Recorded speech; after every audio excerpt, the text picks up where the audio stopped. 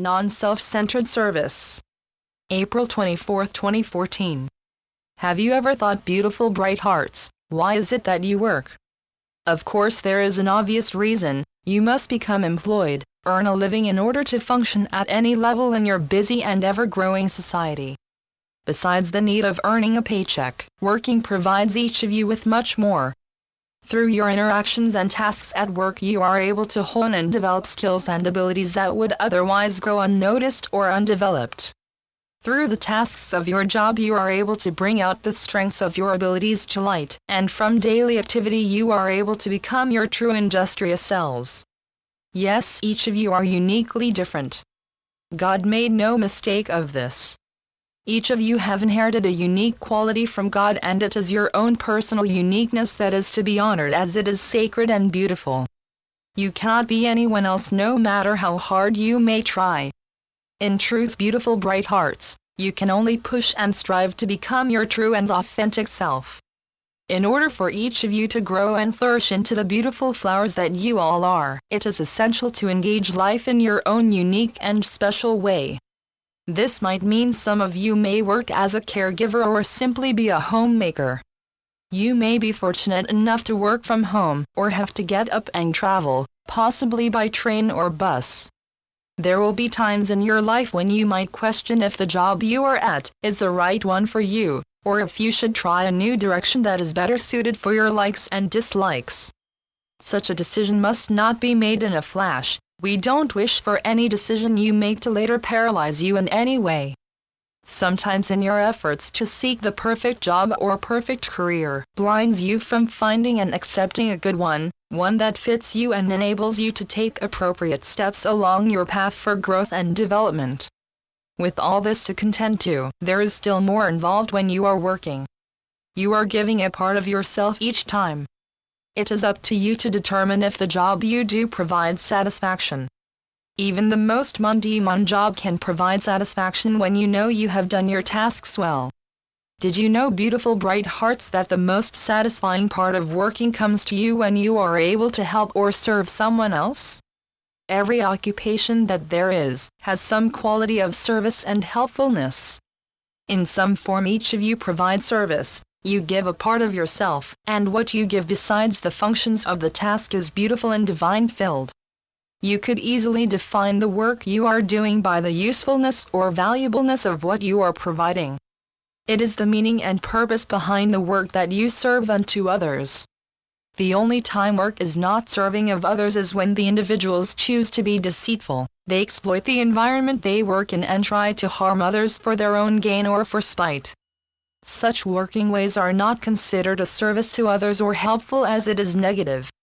Try to comprehend that when you are working, you are serving, providing positive benefits for other people that helps bring about satisfying feelings when you know you have done your part well. For the spiritual side of your path, the service side of the work you do, is its saving grace. When you are selflessly serving others, you are expressing yourself from a place of love and not working at increasing your egoic ways of self-centeredness. If you consider how successful you are right now where you are, understand that very thought of success can easily inflate your feeling of self-importance. And if that success comes with increased responsibilities or even more job-related power, your self-importance can easily increase. As a result, that could become detrimental to your spiritual development and growth.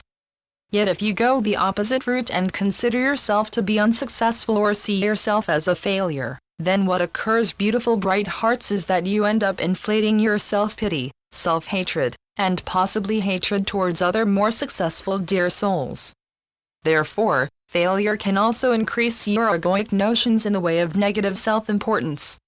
Thankfully, by doing the tasks of your job as a service to others helps to remove the issue of considering yourself to being a success or a failure. The only question left to ask yourself: are you serving well? This brings focus to the actual work that you are doing, and how effective your efforts are at serving others.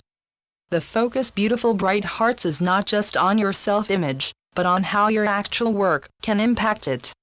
If you truly, honestly and truthfully think about the work you do or the work you have done in the past, you have always been seeking to serve well or to serve better.